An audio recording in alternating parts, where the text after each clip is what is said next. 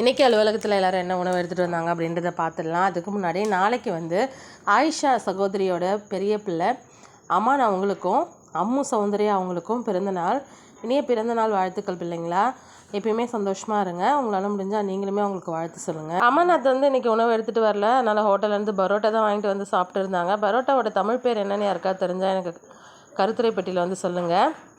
அதுக்கப்புறம் சந்தோஷ் வந்து மீன் குழம்பு, மாங்காய் போட்ட சங்கரா மீன் குழம்பு, சாதமும் முட்டை பொரியல், அப்புறம் மீன் வறுத்ததும் எடுத்துகிட்டு வந்திருந்தார். பிருந்தாவும் இன்றைக்கி சாதமும் சங்கரா மீன் குழம்பும் தான். 2 பேரும் இன்றைக்கி மீன் குழம்பு. பிருந்தாவோட சாப்பாடு சூடாகவே இருந்தது. அதுக்கப்புறம் என்னோடய சாப்பாடு தான். நமக்கு யாரும் இன்றைக்கி மட்டன் பிரியாணி கொடுக்க மாட்டாங்க. அதே நினச்சி மனசு கஷ்டப்பட வேணாம் அப்படின்னு சொல்லிவிட்டு நானே சிக்கன் வாங்கிட்டு வந்து குழம்பு வச்சுருந்தேன். இன்னையோட காலை நிகழ்வை பெரிய காணொலியாக நான் பகிர்ந்திருக்கேன். அதையுமே முடிஞ்சால் பாருங்கள்.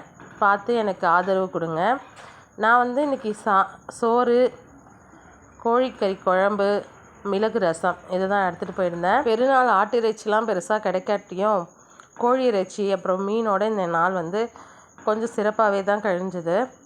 அப்புறம் ரம்ஜானுக்கு யாருக்கெல்லாம் பிரியாணி கிடச்சிது, யாருக்கெல்லாம் கிடைக்கல, நீங்கள் என்ன சமைச்சு சாப்பிட்டீங்க அப்படின்றத எனக்கு கருத்துரை பெட்டியில் வந்து விளக்கமாக சொல்லுங்கள். அவ்வளோதான் காணொலி. பிடிச்சிருந்தா விருப்பப்படுங்க.